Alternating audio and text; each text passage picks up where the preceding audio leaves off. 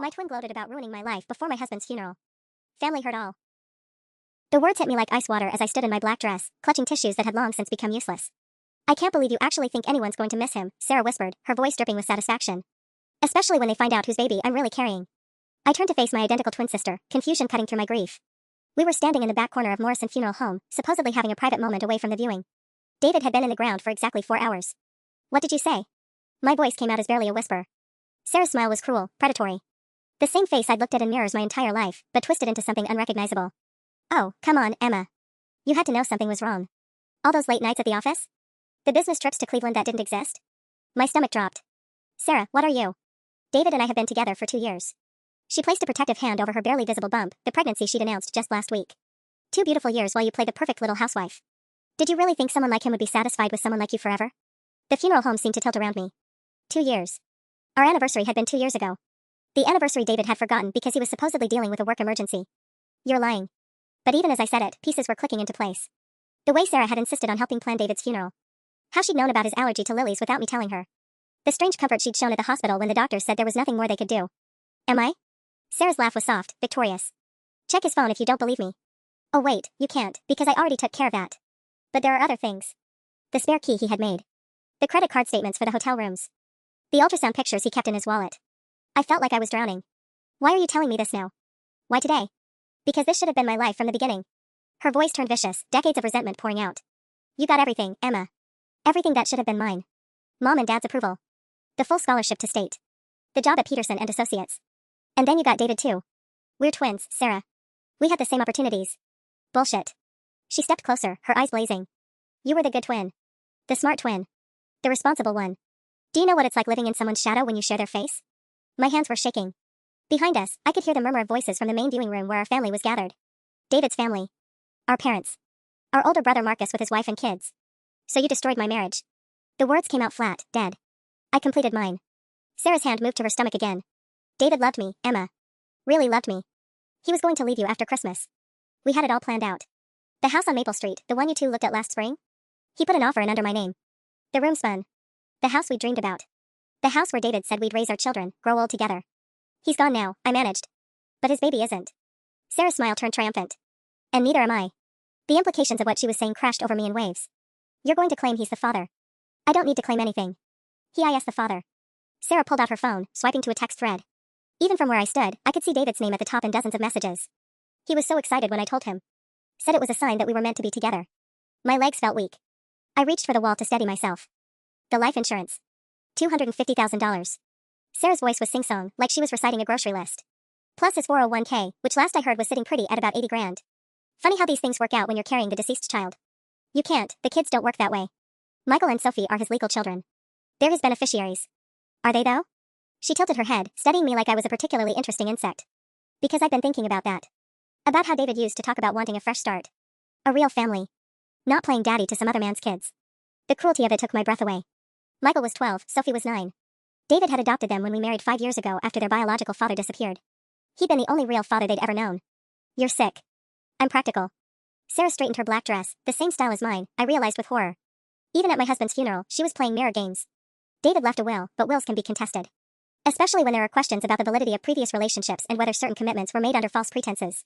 What false pretenses? Well, for instance, did you know David had been planning to file for divorce? He'd already consulted with Bradley Morrison downtown. 3 appointments over the last 6 months. She paused, watching my face crumple. The life insurance policy might not even be valid if he died while planning to divorce the beneficiary's mother. I stared at her, trying to process the methodical destruction of everything I thought I knew. You've thought of everything. I've had 2 years to think, Emma. 2 years of listening to him complain about how tired he was of pretending. How he felt trapped. How he wished he'd met me first. She leaned closer, her voice dropping to barely above a whisper. 2 years of being the woman he actually wanted to come home to. Then why didn't he leave? I hated that I asked it, hated that some part of me needed to know. Guilt. Your precious perfect husband was drowning in guilt about the kids. About what people would think. About disappointing everyone. She shrugged. He was weak. But the baby changed everything. Gave him the push he needed. The viewing room felt very far away, though I could still hear voices drifting down the hallway. Normal voices having normal conversations about casseroles and memorial donations, while my entire world collapsed in real time. He died in that car accident before he could leave you, but honestly, it worked out better this way. Sarah's smile was radiant, glowing. This way, I get everything without the messy divorce. Without having to watch him agonize over custody arrangements and splitting assets. Clean slate. You're talking about my husband's death like it was convenient. wasn't it though? She checked her phone. We should probably get back. People will start to wonder where we disappeared to. Can't have a grieving widow missing from her own husband's funeral. As she turned to walk away, one more twist of the knife. Oh, and Emma? The baby's due on what would have been your 6th wedding anniversary. David thought that was romantic. I stood frozen as Sarah walked away, her heels clicking against the funeral home's polished floor.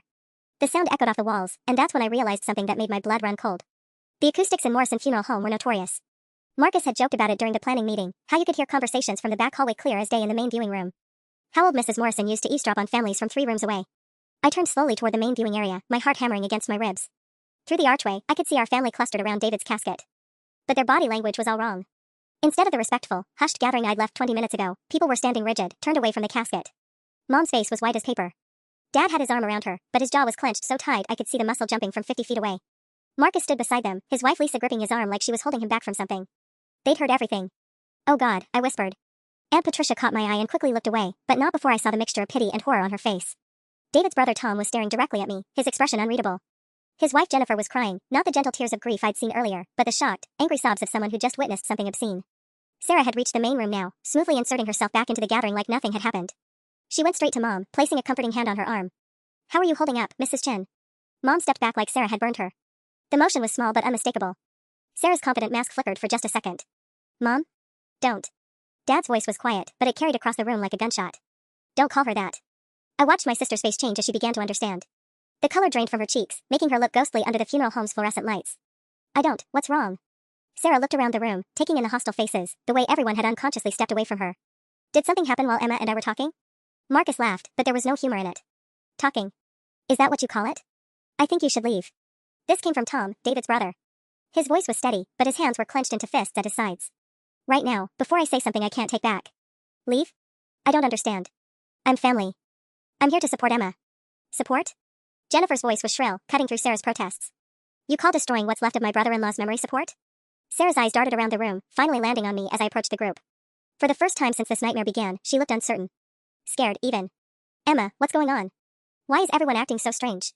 Before I could answer, 12-year-old Michael appeared at my elbow. David's son, my son, the boy who'd just lost the only real father he'd ever known. Mom, why is Aunt Sarah saying those things about Dad? His voice cracked on the words. Why is she saying Dad didn't really love us? The room went dead silent. Sarah's face went from pale to green. Michael, sweetheart, I started. I heard her. We all heard her. He was crying now, angry tears streaming down his face. She said Dad was gonna leave us. She said we weren't his real family. Sarah opened her mouth, but no words came out. She looked like a trapped animal, scanning for exits. That's when I realized something that cut through my grief like a blade of pure, clarifying rage. My sister hadn't just destroyed my marriage. She'd done it at my husband's funeral, in front of my children. And now everyone knew exactly who she really was. Michael, go find Sophie and stay with Grandma and Grandpa, I said quietly, never taking my eyes off Sarah. The adults need to talk. My son hesitated, wiping his nose on his sleeve. But Mom. Now, sweetheart. As Michael walked away, his shoulders shaking with suppressed sobs, I felt something crystallize inside me. The grief was still there, crushing and absolute, but underneath it was something harder. Something that had been building since Sarah started talking about David's will and life insurance like items on a shopping list. Well? I said to Sarah, my voice carrying across the silent room. Aren't you going to explain to everyone how you've been planning this for 2 years? Sarah's mouth opened and closed like a fish. Emma, you're upset. You're not thinking clearly. I'm thinking more clearly than I have in months. I pulled out my phone, swiping to the voice recorder app I'd started using for work meetings. In fact, I've been thinking clearly enough to record conversations lately. Grief makes you paranoid, you know? Makes you want to remember things exactly as they happened. It was a bluff, but Sarah didn't know that. Her eyes fixed on my phone like it was a loaded gun. You didn't, she whispered. Audio recording laws in Ohio are one-party consent, Marcus said conversationally. He was a lawyer, and his voice had taken on that deadly calm he used in court. Meaning only one person in a conversation needs to know it's being recorded for it to be legally admissible. Sarah spun toward him. Marcus, you don't understand. I understand that you admitted to having an affair with Emma's husband. His voice cut through her protests. I understand that you claimed he was planning to abandon his adopted children. And I understand that you just told a room full of witnesses that his death was convenient for your financial situation. That's not, I didn't mean. You also mentioned something about David consulting with Bradley Morrison about a divorce, Dad said. His voice was deadly quiet. I'd heard him use that tone exactly 3 times in my life, and each time someone's world had ended shortly after. That's interesting, because Bradley Morrison is my golf partner. Has been for 15 years. Sarah's face went ashen. I called him during the service. Stepped outside while you two were having your little chat. Dad's smile was thin as a razor blade. Funny thing, Bradley's never heard of David Chin. No consultations, no appointments, no phone calls. His secretary confirmed it. They keep meticulous records going back 7 years. Maybe it was a different Morrison. There are exactly 2 divorce attorneys named Morrison in the greater Cleveland area, Marcus said. Bradley downtown, and Jennifer Morrison Walsh in Shaker Heights. I called her too. The silence stretched out like a held breath.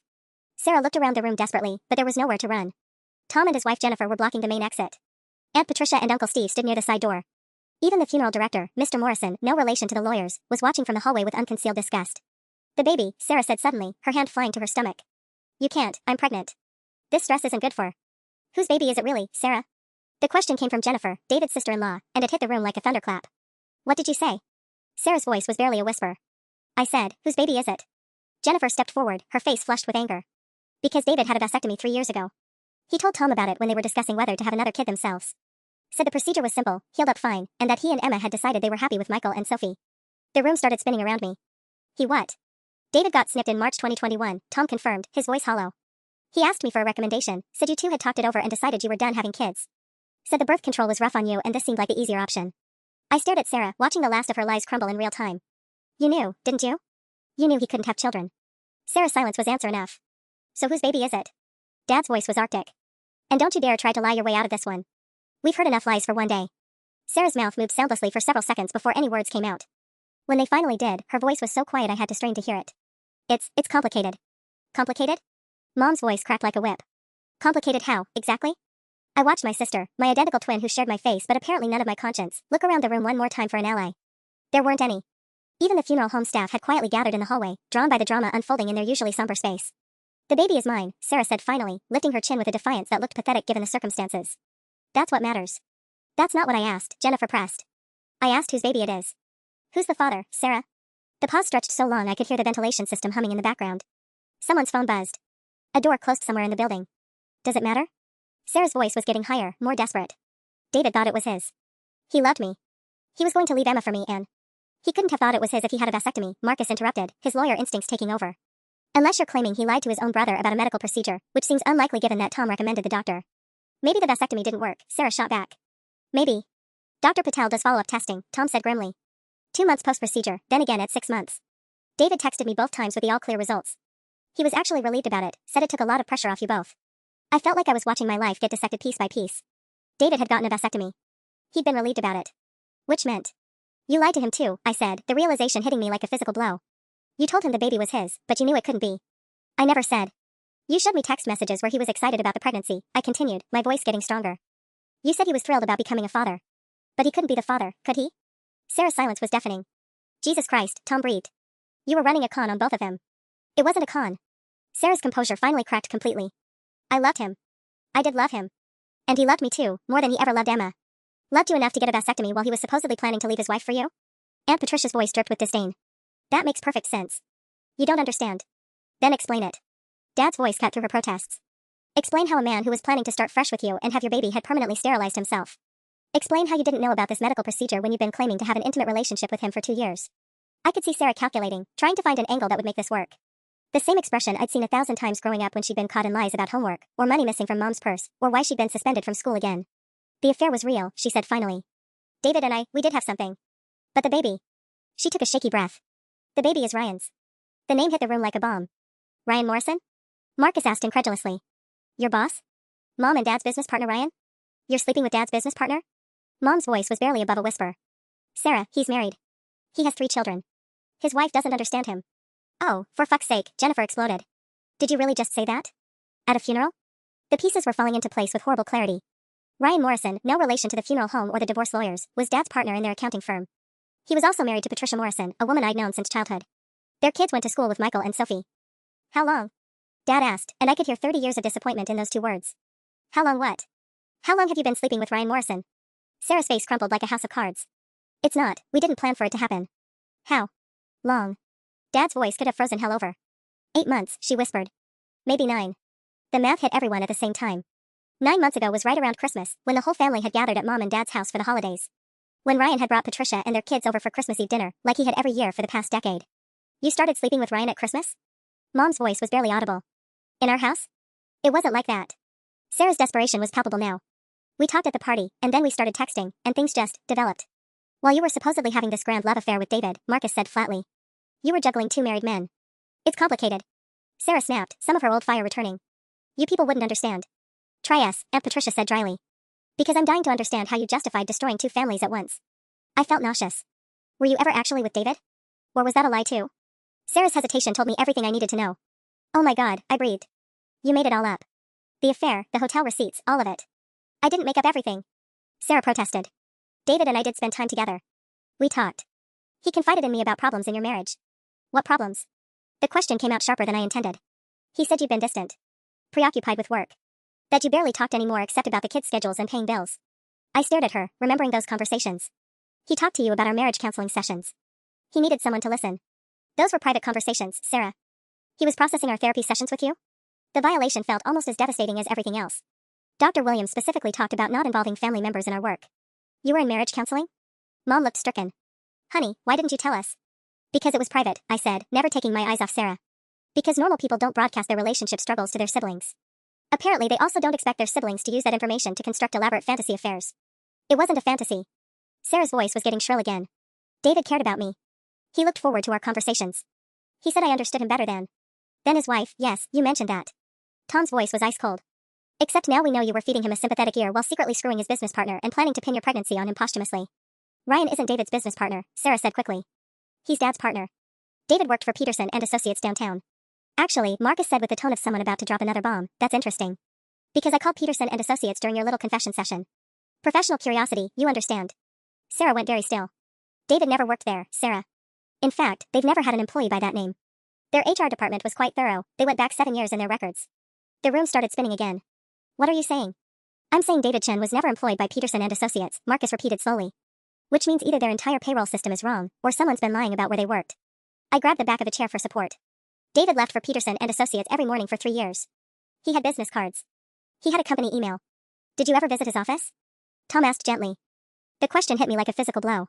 He said they had strict security policies. No family visits except for the Christmas party, and I was always working the Christmas party at my firm. What about pay stubs? Direct deposits? I tried to remember. David had handled most of our finances. His paychecks went into our joint account, but I'd been so busy with my own career and the kids. Sarah, Dad said quietly, where did David really work? My sister looked like she wanted to disappear into the funeral home's carpet. I don't know. You don't know where your supposed lover worked for a living? We didn't talk about work much, she mumbled. But you talked about him leaving Peterson and Associates to start fresh with you, I said, my voice getting stronger as the implications sank in.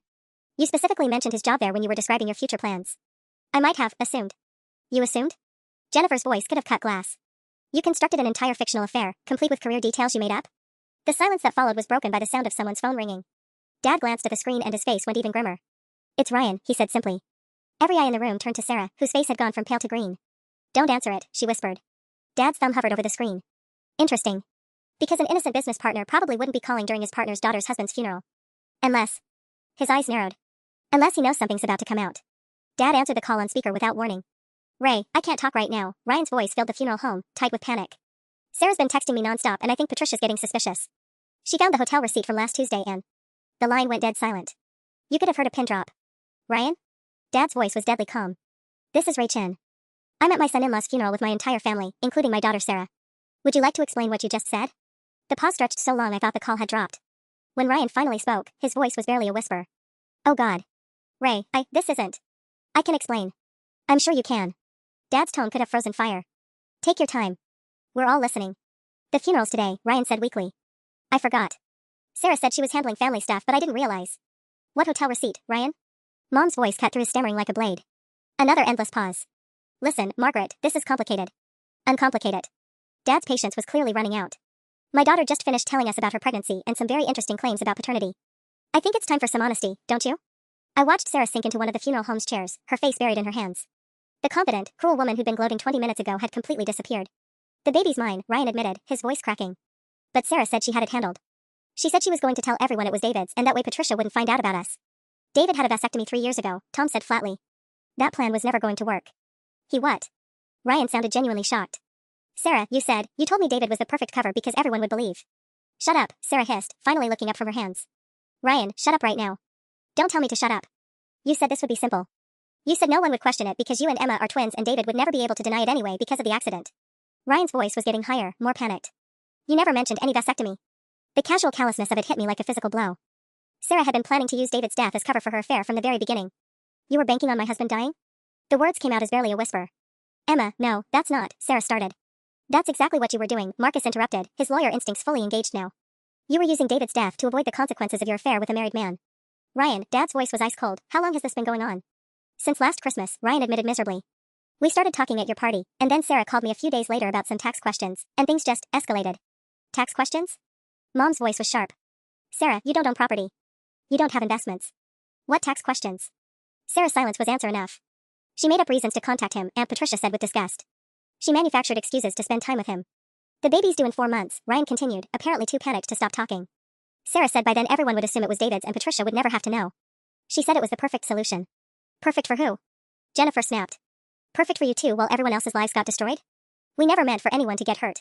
Your wife and 3 children might disagree with that assessment, Dad cut him off. Along with my other daughter, who just buried her husband while you two were planning to commit fraud. The word fraud hung in the air like a death sentence. Insurance fraud, specifically, Marcus added helpfully. Claiming benefits under false pretenses.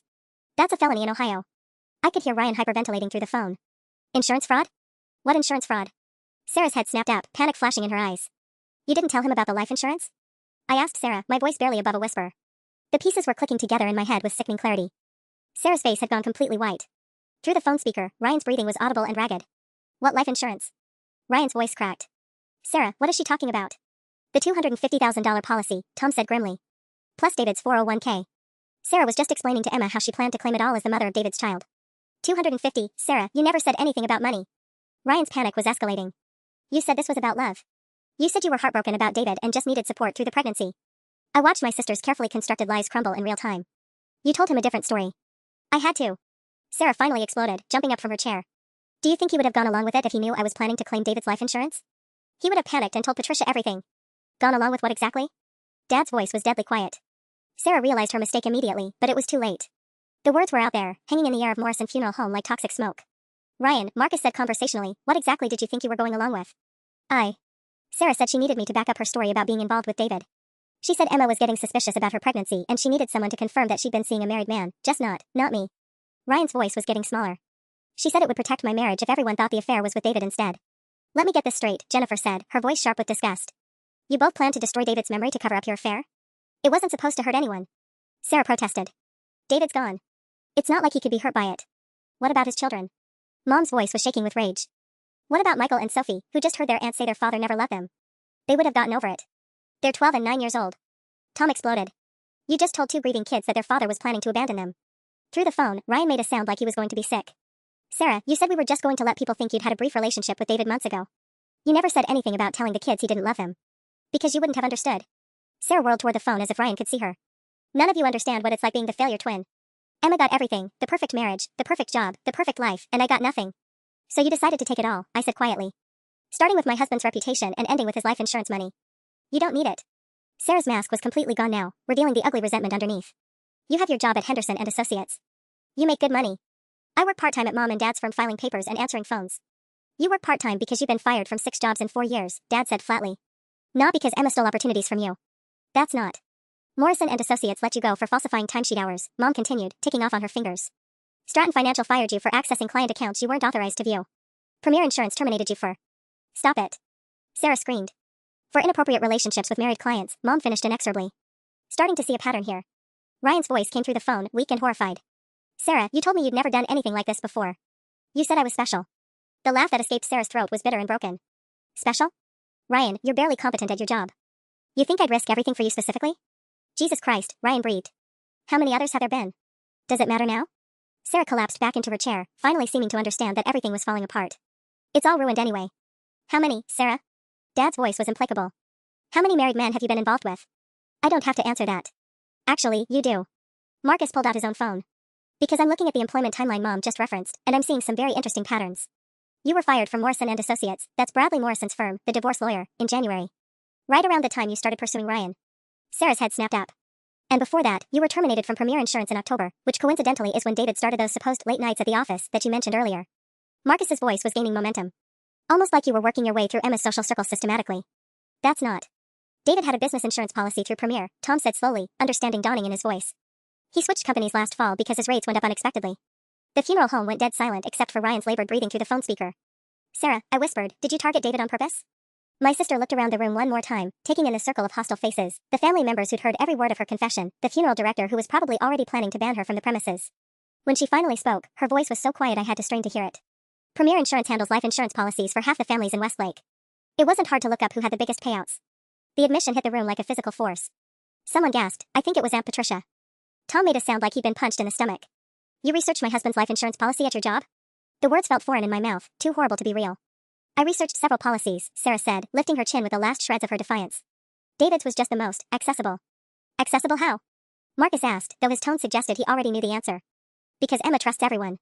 Because she never questions anything. Because she was so busy being perfect that she never noticed her own husband was lonely enough to confide in his sister-in-law about marriage problems. The cruelty of it took my breath away. She'd used David's trust, his vulnerability during our rough patch, to get close enough to destroy him. The hotel receipts, I said suddenly.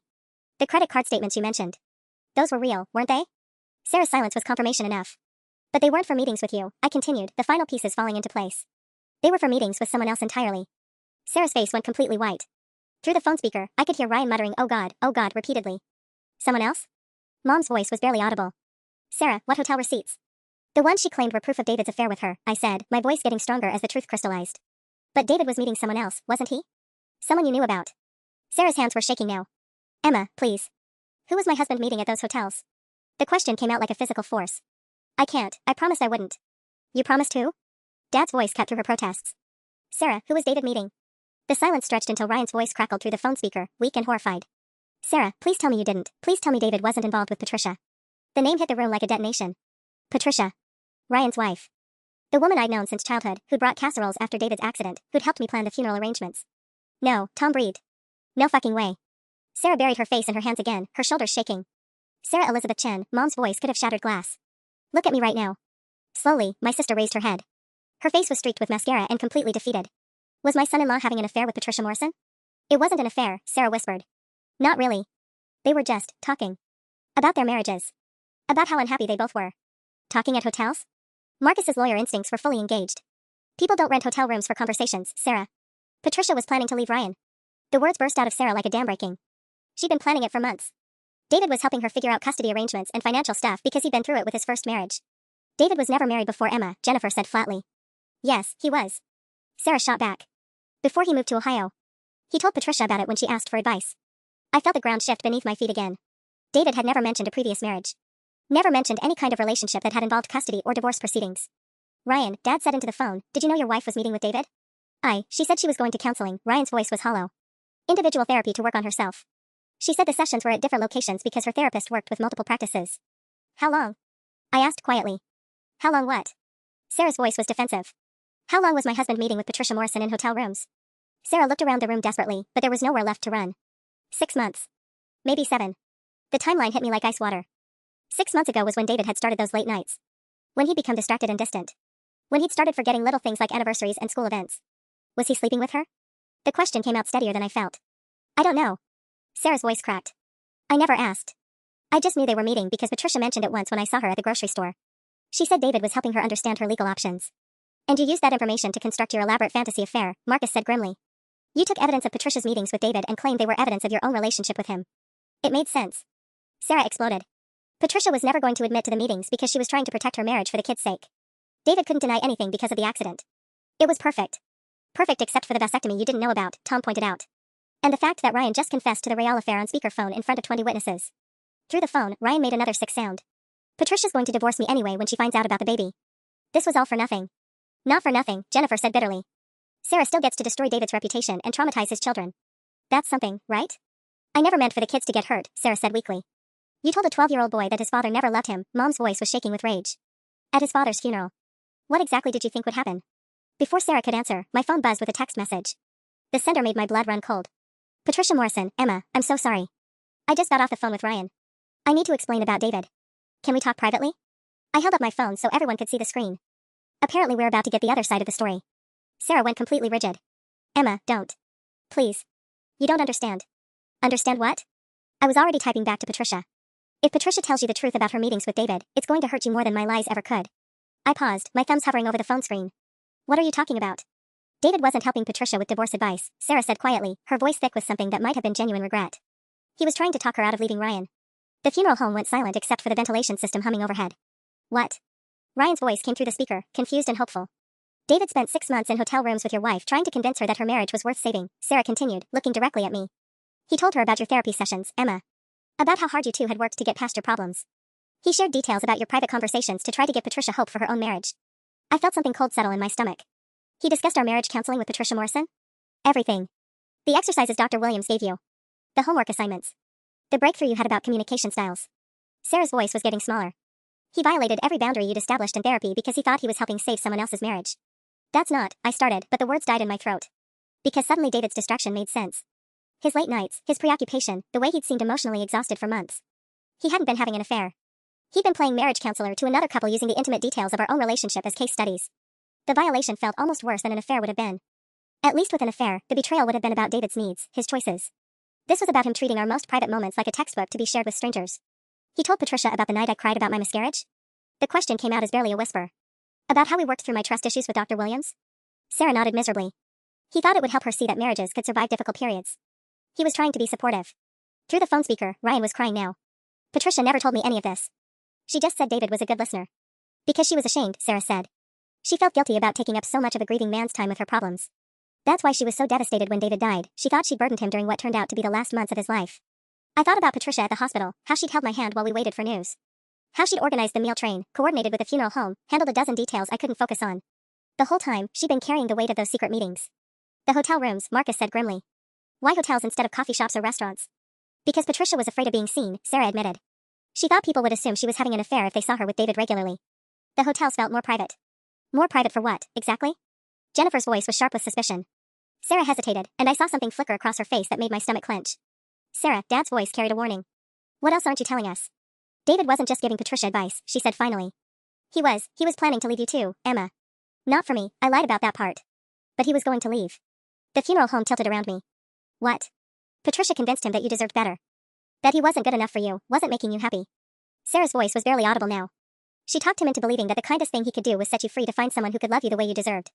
That's not, I started, but Tom was already shaking his head. David would never think that way.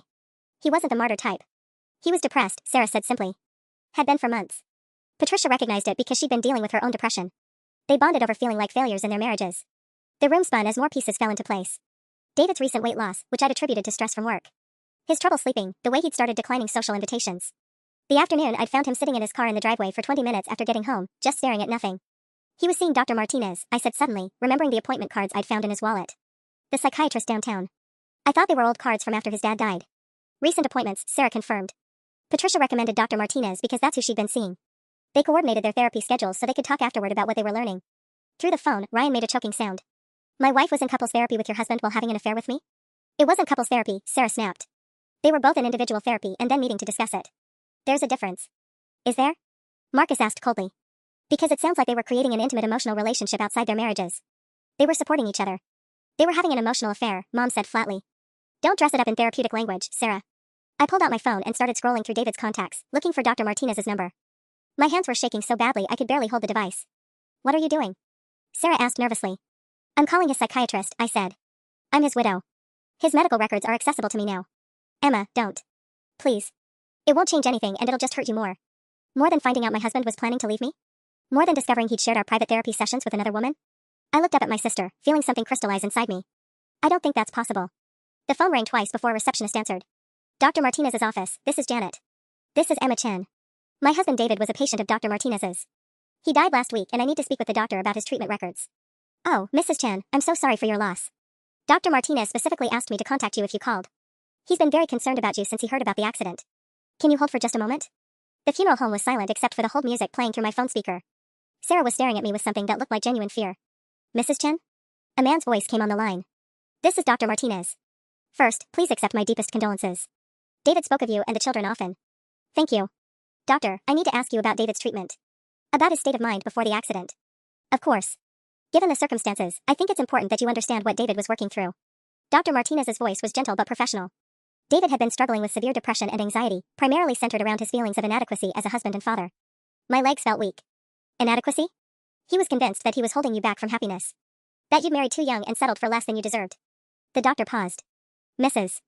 Chen, David loved you desperately, but he'd convinced himself that love wasn't enough. I sank into one of the funeral home chairs, the phone pressed to my ear. The day before his accident, David had what we call a breakthrough session. He realized that his depression had been distorting his perception of your marriage.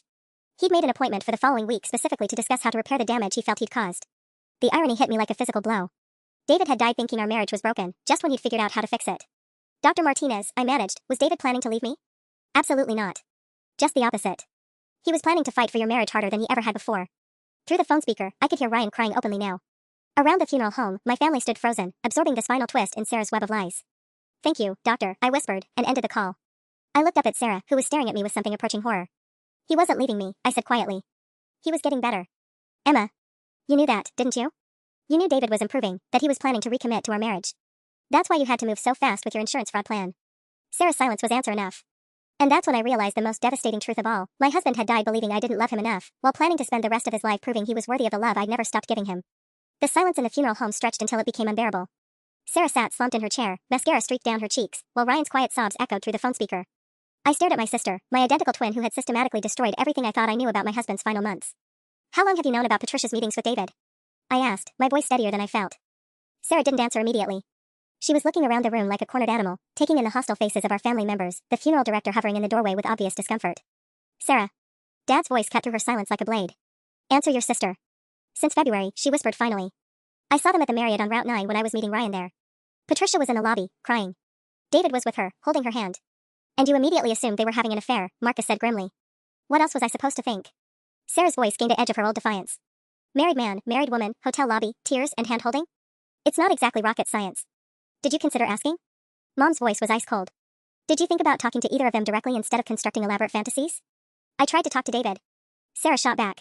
"The next week at Sunday dinner, I asked him how things were going with his marriage counseling. He got uncomfortable and changed the subject. I remembered that dinner.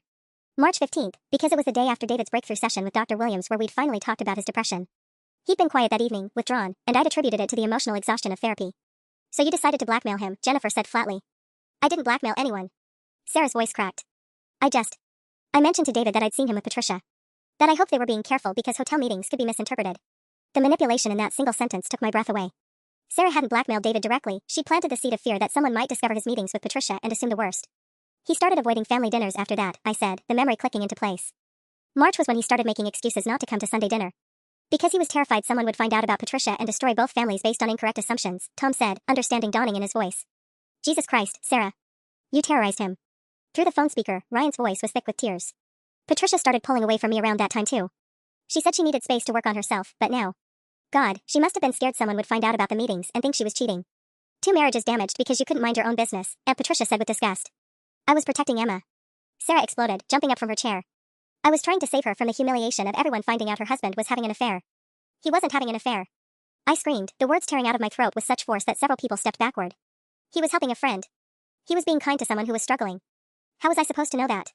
Sarah yelled back. "How was I supposed to know David was playing marriage counselor instead of cheating?" "You could have asked me," I said, my voice dropping to barely above a whisper. "You could have trusted me enough to come to me with your concerns instead of terrorizing my husband for months." Sarah's face crumpled. "I thought I was protecting you." "No, you didn't." The clarity hit me like lightning. "You thought you'd found leverage. You thought you could use David's meetings with Patricia to control the situation when your pregnancy became obvious. That's not. You were planning this from the beginning," I continued, the pieces falling into place with horrible clarity. "When did you first sleep with Ryan?" "Really?" Sarah's hesitation told me everything. "Before you saw David with Patricia, wasn't it?" Marcus asked, his lawyer instincts engaged. "The timeline doesn't work otherwise." "Christmas," Sarah admitted in a whisper. "It started at Christmas." "But you didn't realize you were pregnant until when?" "February." The funeral home went dead quiet as everyone did the math. "So you slept with Ryan at Christmas, discovered you were pregnant in February, and then coincidentally saw David with Patricia shortly afterward," Tom said slowly. "Awfully convenient timing." "It wasn't coincidental," Sarah said, so quietly I had to strain to hear her. "I followed him." The admission hit the room like a physical force. "You followed my husband?" The words felt foreign in my mouth. I was panicking about the pregnancy. I needed to know if David might be a viable option for cover. Sarah's voice was getting smaller. "So I started watching him. Following his routines. That's how I found out about the hotel meetings." "You stalked him," Jennifer said flatly. "You stalked Emma's husband to see if you could pin your pregnancy on him." "It wasn't stalking. I was just gathering information." "For 3 months," Marcus said grimly. "You stalked David Chen for 3 months while he was struggling with depression and trying to help a friend save her marriage." Through the phone, Ryan made a choking sound. "Sarah, you told me the pregnancy was an accident. You said we got carried away and forgot protection." "We did get carried away," Sarah said defensively. "But it wasn't an accident," I said, understanding flooding through me. "You planned it. You deliberately got pregnant by Ryan so you could claim it was David's." Sarah's silence was confirmation enough. "The vasectomy information," Dad said slowly. "When did you find out David had had the procedure?" "Thursday," Sarah whispered. 2 days ago. I called Dr. Patel's office pretending to be scheduling a consultation for Ryan. The receptionist mentioned they'd done David's follow-up testing. 2 days before the funeral, Mom said, her voice hollow with disbelief. "You found out your plan wouldn't work and you decided to go through with this charade anyway." "I panicked," Sarah said. "I didn't know what else to do. Ryan's wife was already suspicious." My job at your firm was already hanging by a thread after the incident with the Morrison account. What incident? Dad's voice was sharp. Sarah froze, realizing she'd revealed more than she intended. Sarah Elizabeth Chen, Mom said dangerously. What incident with the Morrison account? My sister looked around the room one more time, seeking an escape that didn't exist. When she finally spoke, her voice was barely audible. I may have accessed some client files I wasn't supposed to see. The words hung in the air like a death sentence. Dad's face went from pale to gray, and I watched 30 years of partnership with Ryan Morrison flash before his eyes. What client files?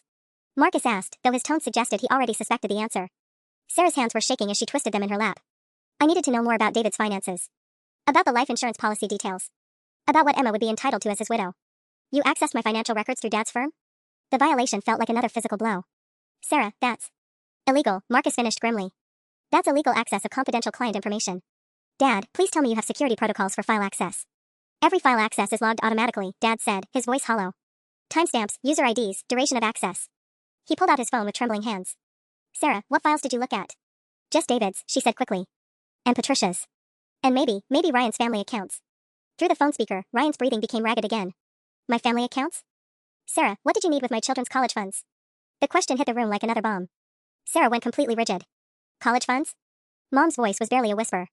Sarah, what did you do? I didn't do anything. I just looked. I was trying to understand what kind of financial support Ryan could provide for the baby if Patricia found out about us. You researched how much money you could get from Ryan's children, Jennifer said, her voice dripping with disgust. You looked up college savings accounts belonging to 3 kids under the age of 15. I was being practical. Sarah's desperation was palpable now.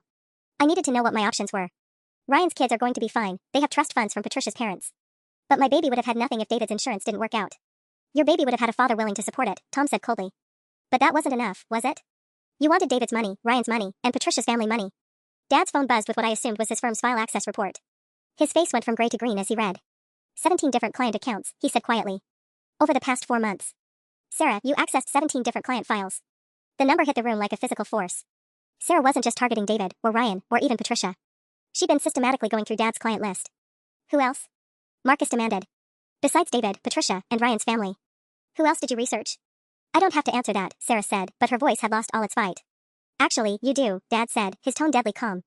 Because some of these files belong to families with children in Michael and Sophie's school district. Some of these are Emma's neighbors and friends. My stomach dropped as the implications sank in. You were shopping for targets. You were looking for the biggest life insurance policies among people I knew. It wasn't like that. Sarah protested, but the lie was transparent now. The Hendersons, Dad continued, reading from his phone. Tom and Maria Henderson, whose son is in Sophie's class. File access March 15th. The Yamadas, whose daughter is on Michael's soccer team. The Kowalskis from your book club, Emma. Each name felt like another betrayal. These weren't random strangers, they were our friends, our community, our children's social circle. Sarah, Mom's voice was shaking with rage. Were you planning to destroy other families too? I was just gathering information. Sarah's voice cracked. I needed backup plans in case the David situation didn't work out. Through the phone speaker, Ryan was hyperventilating. Information about what? What were you planning to do to these families? Sarah's silence stretched until Dad's phone buzzed again. His face went completely white as he read the new message. The file access report includes search queries, he said quietly. Sarah, you specifically searched for recent deaths and life insurance beneficiaries across all 17 accounts. The funeral home went dead silent except for the sound of Ryan crying through the speaker. Recent deaths, I repeated, my voice hollow. The words echoed in the funeral home like a curse. You were looking for other widows to target. Sarah's face had gone completely white. Around the room, I could see family members processing the full scope of what she'd been planning. This wasn't just about David, or even about Ryan. She'd been systematically hunting for vulnerable families to exploit. The Hendersons lost their grandmother 3 months ago, I said, remembering Maria's tears at the memorial service. The Yamada's father died of cancer in February. I wasn't going to actually do anything to those families, Sarah said weakly. I just needed to understand the landscape of possibilities. Landscape of possibilities? Marcus's voice could have cut steel. You're talking about exploiting grieving families like it's a business plan. Dad's phone buzzed again. His hands were shaking as he read the new message, and when he looked up at Sarah, his expression was one I'd never seen before, a mixture of horror and complete disgust. There's more, he said quietly. Sarah, you also accessed the Peterson and Associates client database. The firm where you claimed David worked. My sister went completely still. That's interesting, because Peterson and Associates doesn't use our firm for their accounting. They're not our clients. Which means you accessed their system illegally. Dad's voice was getting steadier, more controlled, which somehow made it more terrifying. How did you get into their database, Sarah? Sarah's mouth opened and closed like a fish gasping for air. Let me guess, Marcus said grimly. One of your previous affairs was with someone who worked there. Michael Peterson, Sarah whispered. But that was over a year ago. Before Ryan. Before any of this. Through the phone speaker, Ryan made a sound like he'd been kicked in the stomach. How many married men have you been sleeping with, Sarah? Michael isn't married, Sarah said quickly. He's divorced. Has been for 3 years. But he gave you access to his company's client files anyway, Jennifer said with disgust. Another man you manipulated for information. It wasn't manipulation. Michael cared about me. When I told him I was worried about my sister's husband's job security, he offered to check David's employment records to put my mind at ease. The casual way she said it made my skin crawl. Sarah had convinced Michael Peterson to commit a federal privacy violation because she claimed to be worried about my family's welfare. So Michael confirmed David never worked there, Tom said. And instead of realizing you'd made a mistake about the affair, you decided David must be lying about his job. It made sense at the time. Sarah's voice was getting higher, more desperate. If David was lying about where he worked, he could be lying about other things too. Like maybe he really was having an affair with Patricia. Or maybe, I said quietly, you realized David's real job paid significantly less than you'd calculated, so you needed to find additional sources of income. Sarah flinched like I'd slapped her. What was David's real job? Dad asked, though his tone suggested he'd already figured it out. He was a customer service representative at Nationwide Insurance, Sarah mumbled. Phone support. $42,000 a year. The number hit me like ice water. 42,000. David had been making $42,000 a year while I thought he was earning Peterson and Associates' standard associate salary of $75,000. Where was the extra money coming from? I asked, my voice barely audible. David, how are we paying our mortgage? The kids' activities? I stopped, realization crashing over me like a wave. He was borrowing, Marcus said grimly, understanding my expression. David was taking loans to maintain your lifestyle rather than admitting he'd lost his job at Peterson and Associates. He never worked at Peterson and Associates, Sarah said quietly. I made that up to explain why he seemed so stressed about work. The truth was, he'd been laid off from his real job 18 months ago and was too ashamed to tell you. The funeral home tilted around me. 18 months. My husband had been unemployed for 18 months, scrambling to find work, borrowing money to keep our family afloat, while I remained completely oblivious. The life insurance policy, Tom said suddenly. If David was unemployed, how was he keeping up the premium payments? Sarah's silence was answer enough. But it was Ryan who spoke the horrible truth through the phone speaker, his voice thick with understanding. He wasn't. Sarah, the life insurance policy lapsed 6 months ago, didn't it? The words hit me like a physical blow. Lapsed? Sarah's face crumpled completely. David stopped paying the premiums in June. He thought he could catch up once he found steady work, but there is no life insurance money, I said, my voice hollow. There never was. There could have been. Sarah's desperation was palpable now. If I could prove David died while the policy was still in dispute, if I could show the insurance company that he'd been trying to reinstate it. With what money? Dad's voice cut through her rambling. Sarah, David was unemployed. He had no income to reinstate a $250,000 policy. Through the phone speaker, Ryan's breathing was ragged. Sarah, you told me there was insurance money. You said that's how you were going to support the baby until I could leave Patricia. I was going to figure it out. Sarah screamed, her composure finally shattering completely. I had plans. I had backups. What backups? Marcus demanded. Sarah looked around the room wildly, and I saw the exact moment she realized she had nothing left to lose. Patricia's family trust, she said. Ryan told me about it months ago. Her parents set up educational funds for all the grandchildren. $200,000 per child, accessible when they turn 18. The room went dead silent. My children's trust funds? Ryan's voice came through the speaker, barely above a whisper. Sarah, those accounts are for college tuition. They're legally protected. Not if Patricia dies, Sarah interrupted, her voice taking on an eerie calm. If something happened to Patricia, Ryan would become the trustee. He could access the funds for family emergencies, including supporting additional children. The temperature in the funeral home seemed to drop 20 degrees. Additional children, Jennifer repeated slowly. You mean your baby? Our baby, Sarah corrected, looking toward the phone. Ryan's baby, who would legally be entitled to the same educational support as his other children. Tom stepped forward, his face white with horror. Sarah, what exactly are you suggesting happened to Patricia? Nothing. Sarah said quickly. I never suggested anything should happen to Patricia. I just researched what the legal implications would be if something did happen. You researched how to profit from Patricia Morrison's death, Mom said, her voice barely audible. At the same time you were researching other widows in Emma's social circle. Dad's phone buzzed again. His hands were shaking as he read, and when he looked up at Sarah, his expression was beyond horrified. The file searches, he said quietly. Sarah, you didn't just look up life insurance information. You accessed medical records. Prescription databases. You were researching people's health conditions. My legs gave out. I sank into the nearest chair as the full scope of Sarah's planning became clear. Whose medical records? Marcus asked, though his tone suggested he didn't want to know the answer. Just people who might be vulnerable, Sarah whispered. People who were already dealing with health issues, where a sudden decline wouldn't seem suspicious. Through the phone, Ryan made a choking sound. Patricia's been seeing Dr. Martinez for depression. Sarah, please tell me you weren't. I never did anything. Sarah interrupted. I just needed to understand the possibilities. I needed backup plans in case the David situation didn't work out. But I was remembering things now. Patricia's increased anxiety over the past few months. How she'd mentioned feeling dizzy at soccer practice last month. The way she'd started checking her car doors obsessively, claiming she felt like someone was watching her. You were stalking Patricia too, I said, the realization hitting me like lightning. Just like you stalked David. You were following her, learning her routines, looking for opportunities. Sarah's silence was confirmation enough. And that's when I understood the most terrifying truth of all. My sister hadn't just been planning insurance fraud. She'd been researching how to commit the perfect murder. The silence that followed my realization was deafening. Sarah sat frozen in her chair, mascara streaked down her face, while the weight of her planned atrocities settled over the room like poison gas. You were planning to kill people, I said, my voice steady despite the horror coursing through me. Multiple people. For insurance money. I never actually did anything. Sarah's voice cracked. They were just contingency plans. Research. I never would have.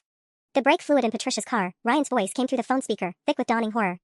2 weeks ago, Patricia said her brakes felt spongy. The mechanic found contaminated brake fluid. Dad pulled out his phone, already dialing. I'm calling the police. Wait. Sarah lunged toward him, desperation making her movements frantic. You can't. I'm family. I'm your daughter. You stopped being my daughter the moment you decided to become a predator, Dad said, his voice colder than I'd ever heard it. The phone was already ringing. Through Ryan's speaker, I could hear him sobbing. Oh God, Patricia could have died. The kids were in the car that morning. But they didn't. Sarah screamed. Nothing happened. Everyone's fine. Because Patricia got lucky, Marcus said grimly. Because a mechanic caught the sabotage before she drove down Cedar Hill Road with 3 children in the back seat. Mom stepped forward, her face white but resolute. Sarah Elizabeth Chen, you are no longer welcome in this family. You are no longer welcome in our home, our business, or our lives. Mom, please. I have 2 daughters, Mom continued, her voice gaining strength. Emma, who buried her husband today while grieving honestly and caring for her children. And a stranger who shares Sarah's face but none of her humanity. Dad finished his call to the police. They're on their way. Detective Rodriguez from the White Collar Crimes Unit wants to speak with everyone who heard Sarah's confession. This is insane. Sarah jumped up from her chair. You're destroying our family over hypothetical scenarios. Over research that never led to action. The brake fluid wasn't hypothetical, Tom said quietly. Patricia's contaminated brake fluid was real attempted murder. Through the phone, Ryan's voice was barely a whisper. I'm calling Patricia. I'm telling her everything. About us, about the baby, about Sarah's plans. She needs to know she's in danger. Ryan, wait, Sarah started, but Dad cut her off. Ryan's right. And I'm calling every family whose files you accessed. The Hendersons, the Yamadas, the Kowalskis, everyone deserves to know they were being targeted by a predator. I stood up slowly, looking at my identical twin sister for what I knew would be the last time. Same face, same height, same DNA, but we were nothing alike. We never had been. You wanted my life so badly you were willing to kill for it, I said quietly. But you never understood what made it worth having. David's love, my children's trust, our family's respect, those things can't be stolen. They have to be earned. Emma, please. Goodbye, Sarah. The police arrived as I was gathering my children to leave. Detective Rodriguez, a sharp-eyed woman in her 40s, took one look at the assembled crowd and immediately requested we relocate to the station for formal statements. As Sarah was led away in handcuffs, arrested on charges of computer fraud, stalking, attempted murder, and conspiracy, she looked back at me one final time. I just wanted what you had, she called out, her voice breaking. No, I replied, holding Michael and Sophie close. You wanted what you thought I had. You never bothered to learn the difference. 6 months later, Sarah pled guilty to 15 felony charges and received 12 years in federal prison. Ryan divorced Patricia but maintained joint custody of their children after extensive family counseling. Patricia and I became unlikely friends, bonded by our shared experience of being Sarah's targets. I never did get David's life insurance money, there wasn't any. But I got something more valuable, the truth about the man I married. David had spent his final months not betraying our marriage, but fighting to save it while secretly struggling to provide for our family despite his job loss. He wasn't perfect. But he was mine, honestly and completely, until the very end. And Sarah? Sarah finally got a life that was entirely her own, orange jumpsuit and all.